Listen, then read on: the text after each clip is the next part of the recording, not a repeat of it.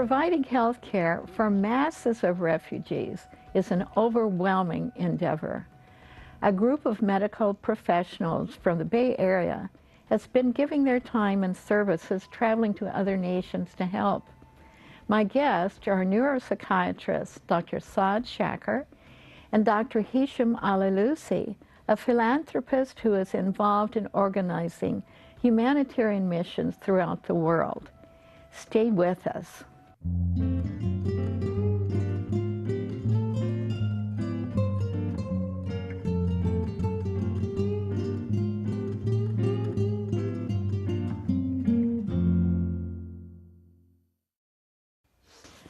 Dr. Shakir is a visiting professor at multiple universities and other medical education formats. Dr. Alalusi is a philanthropist who has been involved in humanitarian medical missions and other humanitarian missions in a number of nations. Thank you both for coming to be on our program and tell us what you've been doing. And I'm going to start with you, Dr. Shakir. You recently returned from mission to Jordan. And how did you become involved in that mission? So I consider myself very fortunate that I was born in another country. I'm originally from Iraq. And I've been here most of my adult life, and my education has been here. So when I've been practicing in the area and I see the devastation going on in the Middle East primarily, but some other countries in the world, we felt a sense of urgency to try to help in any way we could. So I started actually several years ago. We formed an organization called Iraqi Medical Science Association. I was the president of that organization, and we wanted to provide humanitarian missions when Iraq was in a very bad state of war. There were about 2 million refugees between Jordan and Syria. So we mobilized our first effort about 5-6 years ago. We went there. It was a very tiring but very rewarding mission. That was how I got into trying to help. And more recently, with the Syrian refugee crisis, Dr. Alalusi and myself partnered. We talked about 3 years ago, seeing, I've known of his activities for many years, that he started helping underprivileged and poor people in the world. So I approached him, and he had the same idea that he wanted to be more involved in helping with medical missions. So we got together, we decided between his ability to do philanthropic work, raise money, and with my medical and clinical teaching abilities, we can partner and go and try to help the refugees.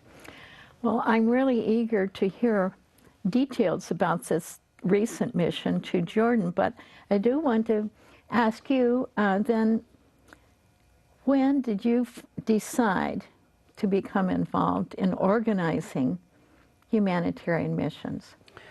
Well, the Alalusi Foundation started in 2001, organized under IRS 501c3 for humanitarian educational purposes. In 2003, the war in Iraq started. In about 2010, the Iraqi refugee situation became rather inflated. People were talking about it.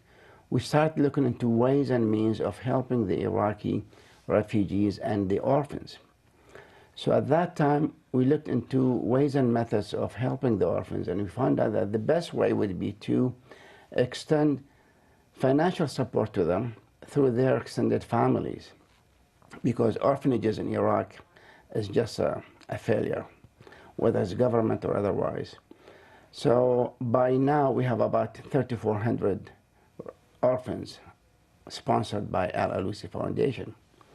In about 2010-11, the situation of the refugees in Jordan became very big problem. So I started personally visiting Jordan once or twice to find out what's going on. And I was shocked with the situation of the refugees in Jordan. And these are supposed to be the better off probably refugees than somewhere else. So when I came back, I started talking to my friends and relatives and others, and I got a great help from Dr. Shakir, who said, we can do something let's start doing something on this. So we start organizing on that line. We got a number of doctors with us and other health specialists, and we took an exploratory mission to Jordan. We spent about 2 weeks there. We visited centers that United Nations organize. We went to their workshops. We went to universities. We went to hospitals to try to understand what's available there, what's been done there or not, and how we can complement that. We came back, we regrouped again, and we scratched our heads together, and we felt the best thing would be to educate the people who are giving these things there. And there are very few, by the way. We estimated one day that while comparing the need in Jordan and the need in here and the populations, Jordan has about 80 psychiatrists in the private and public sector. And they need about 1 million exactly, refugees. and they need about 6,000. This is not including the refugees, by the way, and their special problems. The refugees have horrible, horrible problems in that regard. So we started our mission there. We partnered with the Noor al-Hussein Foundation. This is a non-governmental, non-profit organization that's well established in Jordan, and it has a number of branches there, and they welcomed the idea. So our first seminar was there. We gave a workshop for about a full week to 25 people there. These are doctors and other psychology health people. And it was very useful. They liked it very much, and we think they benefited very much from it. And then the second one, we went bigger than that. We have 75 attendees from various hospitals, schools, colleges, and other things. So they were like beginning health professionals. They're beginning health professionals, or others who would like to learn and know it. So what our team did, led by Dr. Shakir, is to transfer knowledge, transfer information to them, show them. And then we made ourselves available to them by telephone and otherwise, and emails. In case they have problems, they have questions, then they can come back and ask our team. Well, I can just imagine, like you said, they needed health care for even regular citizens there, but in 1 million refugees, there would have to be people who would have had mental illness prior to even this, just Absolutely. their genetic types of illnesses. And then if you consider losing a home, losing families, losing maybe limbs, being in a camp with all those people, and the anxiety of what's coming to the future, it just I can't imagine how much terrible it would be. It was enormous. Right. It was enormous. Actually, the first time we went, we visited all the refugee camps, and we were overwhelmed, and we're professionals, by the degree of devastation. You'd hear horror stories of a wife describing overnight her son and kids getting killed, and the trauma issues, and there really wasn't any help available. So our hearts were bleeding for them and said, what can we do to help? But we felt so encouraged. The health professionals there are very eager to learn from us. And they were so welcoming, and they were sending their friends. Actually, the last time we were there, if the room was big enough, we could have accommodated more people. So we're hoping to expand our program to include as many as we can. And they're at all levels, let me say. We've had some senior doctors come to the training, some psychiatrists, some family doctors. We've had also caseworkers, social workers, psychologists. By and large, everybody felt satisfied when we did the review at the end. They were very appreciative. And we felt empowered. You felt it was worth your while to be there and helpful. And they were good. They learned well, and they appreciated, and there was no competition of the local medics. I'm sure they were very grateful. And every time that we were there, starting with the exploratory trip, the very first one, our team was going in the afternoon to visit the refugee families in their houses. And talk to them and see what can be done about it. And that was done in the morning. They were giving lectures and meetings, and whatever. In the afternoon, they're visiting families in their houses or in the refugee camps. So that was really double action there. And there were other medical, other than the psychiatrists, there were other medical people who were helping train ear problems and health problems, or was your team all psychiatric? Our mission was mental health. Okay. Dr. Alalusi has done other ones that have included ENT and other specialties. Right. Ours was focusing on standards of mental health, better education, everything from diagnosis to training on how to talk to a traumatized child or adult, how to counsel them, the latest advances in treatments. Yeah, that's another branch of Alalusi Foundation's activities. That is when we partnered with NTOs and Life Organization. Life Organization is a USA organization to help people who are in need of hearing aid. NTOs goes around the world and has been to Jordan more than once. So we joined hands with them, and we went there with a team of 35 people. The team would split every day into 2 teams, and each team would go to one of the refugee camps. There's a number of refugee camps in Jordan. We ended up treating people who are not refugees, they're in need. You know, they are Jordanians, but they're in poor areas. They cannot reach the government hospitals. If they do, they don't get much service there. So we help them by examining them, supplying them with hearing aid, checking them, giving them batteries. On the last day of our mission, we grouped the whole group, which is 35 people, and we went to one of the centers that specifically for Syrians. It's called Suriyat Across the Border. Suriyat means Syrian woman. This center is organized by 5 senior Syrian women on their own, no government help, no United Nations. And we know that they have a lot of need between Syrians and non-Syrian people there. So we organized a full day there, went early in the morning to late in the evening, and we have dinner there that day because we could not finish for that, lunch and dinner. And we discovered their catering abilities. They're amazing. They put a big feast, and they put an entertainment show. These are people with lost limbs and trauma. They were so appreciative. They gave speeches, they did a show, dance show, just to tell us how much they appreciated it. They honored you. Oh yeah, they're very appreciative. And that last day of the hearing services, that was last August, by the way, we supplied about more than 50, some of the best hearing aids for children, with everything they needed for that, starting from the testing to the very end by adjusting their things. And these were some of the best devices that you can find in the United States that we took with us there. And the people were very appreciative. However, the need is much, much more than that. Well, now you've done missions in a lot of places.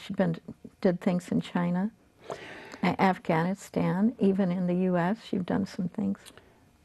Our foundation helps people who are in the States, refugees or so, to bridge a given situation. For example, an Iraqi or a Syrian doctor is a graduate of his own country. He comes here, he got to get the SMLE test to be allowed to practice in this country, but he has no means of sitting for half a year or a year to study. So we bridge that gap for them. We give them a loan, and they got to pay it later on. We do that for students of medicine, for engineers, for others, who they get in that situation, to bridge that gap quickly and then get back. As well as people, for example, we get a refugee woman that she came here a while ago, and now she got her 4 daughters given the visas to come to the United States, but she has no money to bring them here.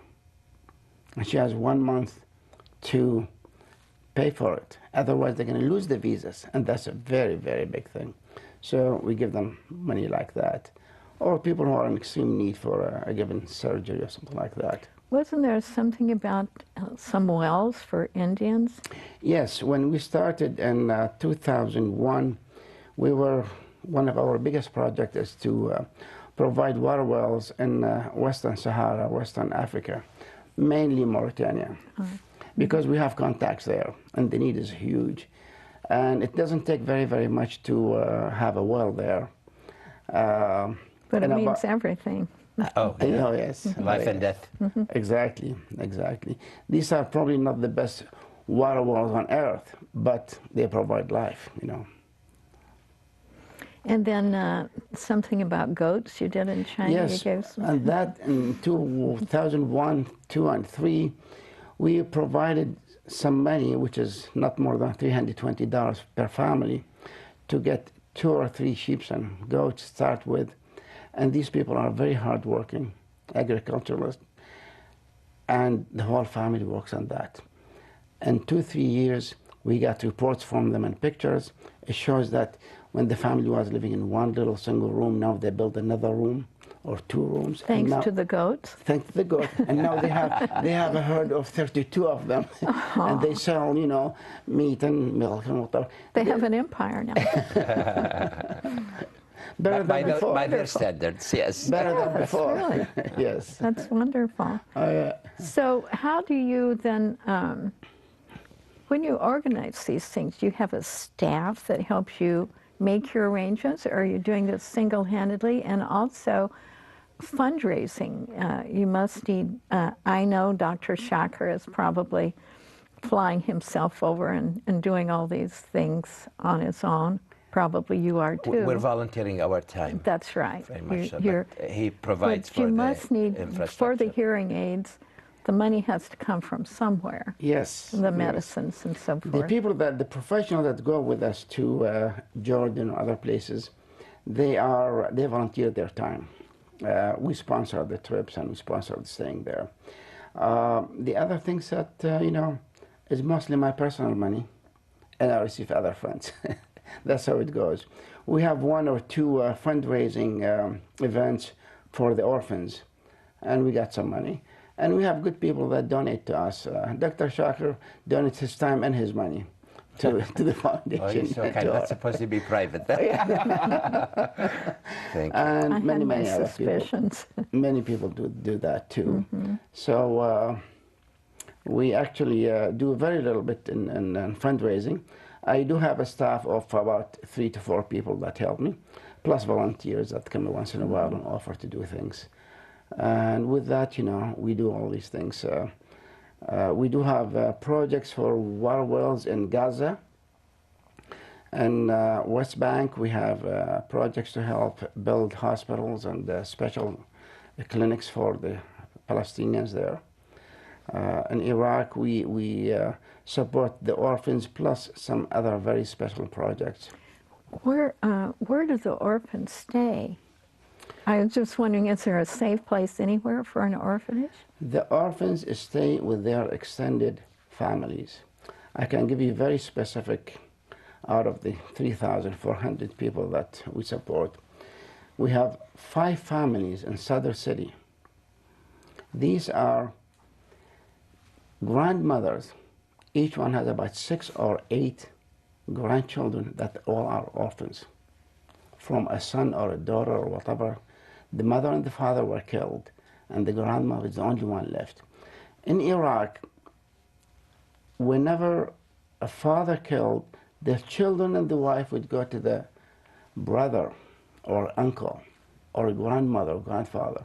If the mother dies for any reason else, the children will remain with the grandfather. The family will never abandon them. That's culturally, the extended family is really it. Yeah. You know, so. And nowadays there are very few orphanages, but they cannot say. There's one orphanage that we support also. It's called the Amin House in Baghdad. It's headed by somebody by the name of Hesham al-Dhahabi. That house is extremely special and unique in its nature and its people. Hesham al-Dhahabi is a very unique person. He's in psychology and so on. And he started that years and years ago when he noticed, before even the war, that there are children in the streets on drugs and doing violence and stuff like that. And he started attracting them and bring them to his house. His house has 5 of his kids plus his wife, and it's a very small house. He's not rich or anything else. He's a government employee in Iraq. And then the house one day has about 30 kids there. Can't imagine. His wife said, enough is enough, do something else. So he went out and he rented a house. We got to know about him when there was a movie done by an Iraqi producer. It came to the Sundance in San Francisco. That's when I got to hear about them. So anyway, we communicated, we started supporting them. Now they have about 60 children there. For the last 3 years, they have been graduating. When they become 18, they let them go. Mr. Dhahabi, great principle that he lives with them in that house. He goes to his house once a week only, to his wife and his kids. He lives with them. He takes care of them personally. And when they become 18, he arranged for them to get a job and get married. My goodness. And his stories are tremendous. What a humanitarian. He actually wrote a book, and on our second trip, he was there, so I got to meet him. And very selfless person and very generous. And he gave each one of us a signed book to thank us for being there. So we were very impressed with him. Yeah. So your endeavors are massive, and they're small individuals sometimes. Just wherever you see that there's a need, you do what you can to help.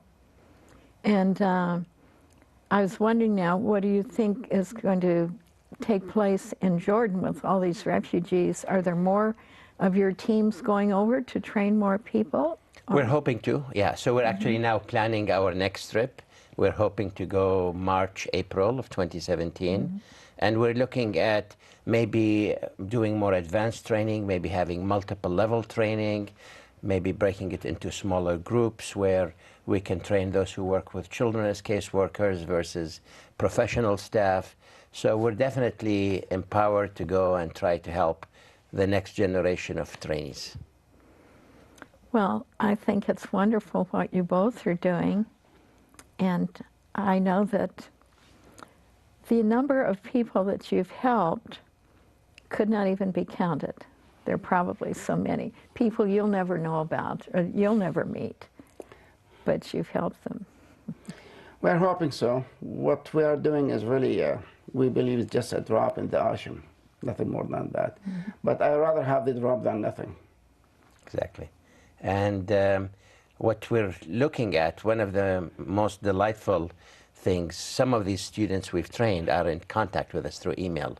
The other day I got an email from one of my trainees, and she said, I can't tell you how much benefit I got from your lectures. Now I am teaching your lectures to my students. So, you know, it's one of those things. Education, the more you give, the more it touches more life. So we're hoping that drop can have a ripple effect and help many others over. And we're satisfied. We wish we could do more, but it steps in the right direction. I don't think you're finished. No, not anywhere. So thank you both for being here. Pleasure. Thank you for inviting us. Thank you for being here. Thank you.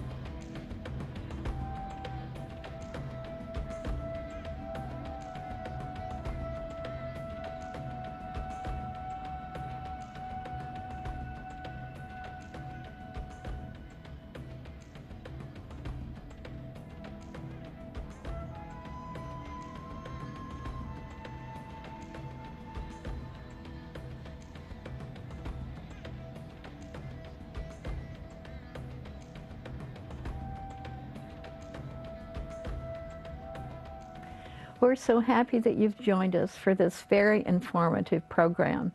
We love presenting information and entertainment to you, and we're so happy that you tune in to watch. Look forward to having you next time. Goodbye until then.